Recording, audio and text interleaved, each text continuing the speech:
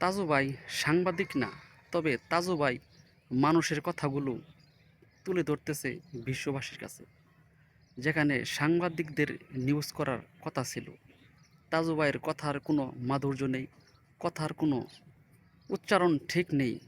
তবুও তাজু ভাই তাদের চরাঞ্চলের মানুষের কষ্ট, দুর্দশার কথা তুলে ধরতেছে বিশ্ববাসীর কাছে। সেখানে মিডিয়ার অনেক ভালো ভালো সাংবাদিক আছে, তারা নিউজগুলো করতেছে না। সেখানে হলুদ সাংবাদিকদের ভিড়ে তাজু ভাই এক সাংবাদিক আমার মনে হইতাছে। এখন তাজু ভাইয়ের পিছনে অনেক মানুষ লেগে গেছে।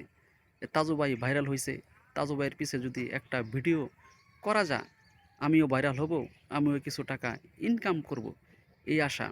তবে পৃথিবীতে সাদা মনের মানুষগুলো একটু কষ্ট পেয়ে থাকে, তবে আল্লাহ সাদা মনের মানুষগুলোর কষ্ট রাখে না, কষ্টগুলো সাময়িকের জন্য দিয়ে রাখে। আল্লাহ সাদা মনের মানুষের বিজয়ী হোক, জয় হোক মানবতার, আল্লাহ মহান।